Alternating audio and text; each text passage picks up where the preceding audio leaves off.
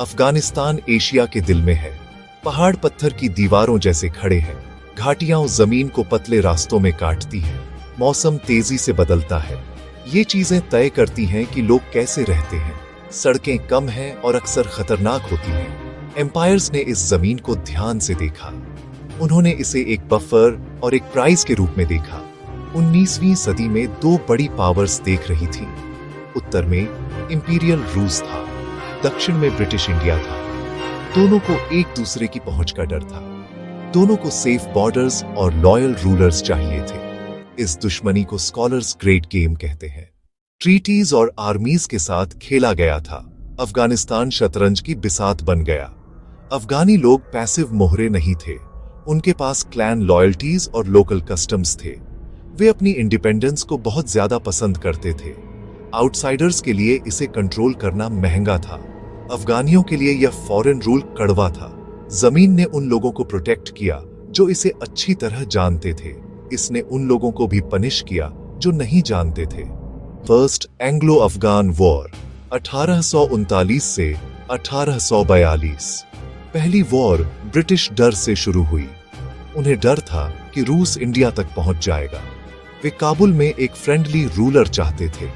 शाह शुजा को उस एम के लिए चुना गया था। वह ब्रिटिश सपोर्ट में रहने वाला एक एग्जाइल्ड क्लेमेंट था। ब्रिटिश ने उसे थ्रोन पर बिठाने के लिए एक आर्मी भेजी। उन्हें जल्दी सक्सेस की उम्मीद थी। पहले ब्रिटिश ट्रूप्स ने शहरों पर कब्जा किया। कंधार गिरा और फिर काबुल। शाह शुजा थ्रोन पर बैठा लेकिन कमजोर रहा। अफगानियों को फॉरेन रूलर्स पसंद नहीं थे। कुछ जिन्होंने मदद की उन्हें ट्रेटर्स कहा गया। ब्रिटिश लंबी दूरी पर सप्लाई लाइंस पर निर्भर थे। वे लाइंस नाजुक और एक्सपोज्ड थी। अफगानी रेजिस्टेंस पहले धीरे धीरे बढ़ा, फिर 1841 में विद्रोह आग की तरह फैल गया। ट्राइबल लीडर्स और लोकल सोल्जर्स ने घुसपैठियों के खिलाफ उठ खड़े हुए। शहर गुस्से और सीक्रेट प्लान्स से भरा हुआ था। ब्रिटिश ने अपनी पकड़ तेजी से ढीली होती देखी। खाना कम हो गया और सड़कें खतरनाक हो गईं। सेक्शन 3 काबुल से पीछे हटना और उसके बाद काबुल से पीछे हटना। एक दर्दनाक कहानी। सोल्जर्स, कैंप फॉलोअर्स, एक लंबा कॉलम शहर छोड़ता हुआ। बर्फ से ढका पास, पैरों के निशान। भूख और थकान ने उनकी ताकत कम कर दी। अफगानी फोर्सेस ने बार बार हमला किया। दहशत फैल गई। लीडर्स ने कंट्रोल खो दिया। नरसंहार की कहानियां दूर दूर तक फैल गईं। अंत में केवल कुछ ही सुरक्षित पहुंच पाए। इस हार ने ब्रिटिश पब्लिक को चौंका दिया। इंपीरियल इनविंसिबिलिटी में कॉन्फिडेंस को झटका लगा। जवाब में ब्रिटेन ने बाद में ताजी ट्रूप्स भेजी। उन्होंने कुछ जगहों पर कठोर प्रतिशोध किया। काबुल पर संक्षेप में फिर से कब्जा, कंधार पर संक्षेप में फिर से कब्जा। फिर भी उनकी इमेज को गहरा धक्का लगा था। शाह शुजा एक कठपुतली था, एक सच्चा राजा नहीं। दोस्त मोहम्मद जैसे लीडर्स वापस आ गए। लोकल पावर पैटर्न फिर से स्थापित हो गया। ब्रिटिश ने इस टेरेन में डायरेक्ट रूल के बारे में सावधानी सीखी। उन्होंने टैक्टिक्स बदले। फुल ऑक्यूपेशन के बजाय इन्फ्लुएंस को फेवर किया। बैलेंस शिफ्ट हुआ, लेकिन टेंशन बनी रही। ह्यूमन कॉस्ट बहुत ज्यादा और स्थायी थी। परिवारों ने खोए हुए पुरुषों और महिलाओं का शोक मनाया। पीछे हटने की याद अफगानी कहानियों में शामिल हो गई। इसने ब्रिटिश मिलिट्री थिंकिंग को भी आकार दिया। दोनों पक्षों ने इन पहाड़ों को पार करने की कीमत याद रखी। जमीन ने अपना सबक फिर से सिखाया था। So that is the aftermath. दूसरी जंग भी ऐसे ही डर से शुरू हुई थी। रूस ने सेंट्रल एशिया में अपना दबदबा बढ़ाया और ब्रिटेन को इंडिया के लिए एक नए खतरे का डर था। अफगानिस्तान का रूलर पावर्स के बीच हिचकिचा रहा था। ब्रिटेन ने अफगान फॉरेन पॉलिसी पर कंट्रोल की डिमांड की। काबुल ने डिमांड का विरोध किया। जंग छिड़ी। ये कॉन्फ्लिक्ट कई फ्रंट्स पर शुरू हुआ। ब्रिटिश आर्मीज खैबर से होकर कंधार तक गई। खड़ी घाटियों में लड़ाई, खुले मैदानों में लड़ाई। अली मस्जिद की लड़ाई भयंकर और महंगी थी। अफगानी सोल्जर्स ने ऊंची चोटियों का इस्तेमाल किया। ब्रिटिश आर्टिलरी ने जोरदार हमला किया और लंबी लड़ाइयों के लिए डट गए। शेर अली खान मैदान छोड़कर भाग गया। याकूब खान ने शर्तें पेश की। 1869 गंडामक की ट्रीटी पर दस्तखत। ब्रिटेन को अफगान एक्सटर्नल अफेयर्स पर कंट्रोल मिला। काबुल में ब्रिटिश एनवॉय तैनात किया गया। गुस्सा गहरा रहा। सर लुई कैवगनारी की हत्या ने सब बदल दिया। ब्रिटेन ने फिर से ऑर्डर थोपने के कदम उठाए। नतीजे मिले जुले थे। कुछ रूलर्स ने अथॉरिटी खोई, दूसरों ने जैसे अब्दुल रहमान खान बाद में पावर सेंट्रलाइज किया। ब्रिटेन ने फ्रंटियर इन्फ्लुएंस सिक्योर किया, पर फुल कंट्रोल नहीं। अफगानी ऑटोनॉमी की भावना बनी रही।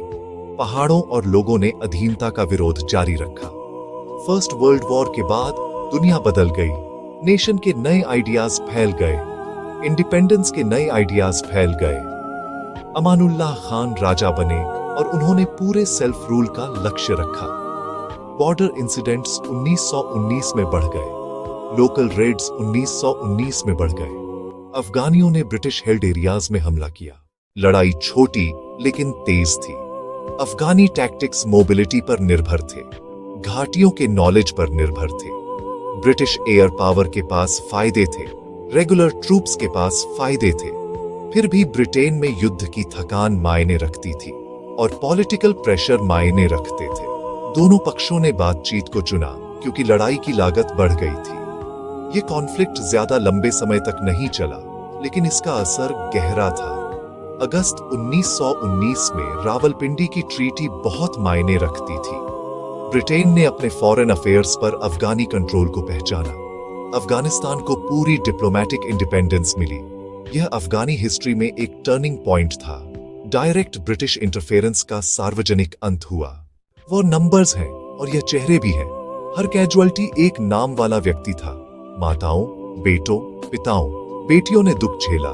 गांवों ने ब्रेडविनर्स खो दिए, खेतों ने हाथ खो दिए। शरणार्थी सुरक्षित घाटियां, कस्बे में चले गए, जिससे भूख और अस्थिर जीवन पैदा हुआ। डर, दुख, साहस, देखभाल। लोकल एल्डर्स ने लोगों को छिपाया, लोकल एल्डर्स ने घायलों को खिलाया। महिलाओं ने घायलों की देखभाल की और खोए हुए लोगों का शोक मनाया। बच्चों ने सोल्जर्स के जूतों से सावधान रहना सीखा। पूरे समुदायों ने अपनी रोजमर्रा की दिनचर्या बदल दी।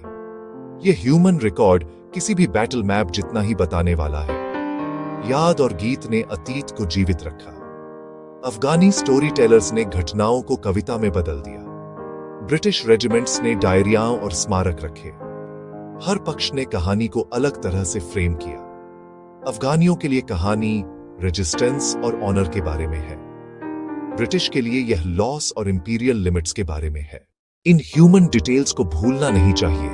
वे बताते हैं कि वॉर्स क्यों दोहराई जाती हैं और घाव क्यों रहते हैं। वे हिस्टोरिकल फैक्ट्स को जीवित और दर्दनाक बनाते हैं। वे हमें सिखाते हैं कि पॉलिटिक्स को लोगों के खिलाफ तोलना चाहिए।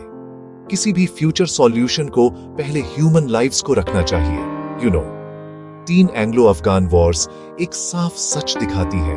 ज्योग्राफी और लोग मिलकर पूरे फॉरेन कंट्रोल को ठुकराते हैं। एम्पायर्स जंग जीत सकते थे, लेकिन हमेशा दिल नहीं। ब्रिटेन ने कभी कभी इन्फ्लुएंस हासिल किया। उसने अफगानिस्तान को कभी भी एक सिंपल कॉलोनी नहीं बनाया। अफगानी प्राइड और जमीन से लगाव बना रहा। ये वॉर्स फोर्स की लिमिट्स भी दिखाती है। मिलिट्री पावर शहरों पर कब्जा कर सकती है और संधियां साइन कर सकती है। यह आसानी से गहरी वफादारियों को नहीं बदल सकती। अफगानिस्तान के कबीले और क्लैन अपने नियम बनाए रखते थे। पहाड़ों ने रेजिस्टेंस के लिए शरण दी। पहाड़ों ने रेजिस्टेंस के लिए शक्ति भी दी। एम्पायर्स ने धैर्य में महंगे सबक सीखे और डिप्लोमेसी में भी महंगे सबक। आज हमें उन सबको पर सोचना चाहिए। लोकल विशेष का सम्मान करना ताकत दिखाने से ज्यादा मायने रखता है। ह्यूमन कॉस्ट को याद रखना, पॉलिसी को नरम करना चाहिए। लॉन्ग टर्म पार्टनरशिप की तलाश शॉर्ट टर्म कॉन्क्वेस्ट से बेहतर है। अफगानिस्तान की कहानी समान रूप से चेतावनी देती है और सिखाती है। अंत में अफगानी आजादी एक सेंट्रल थीम के रूप में चमकती है।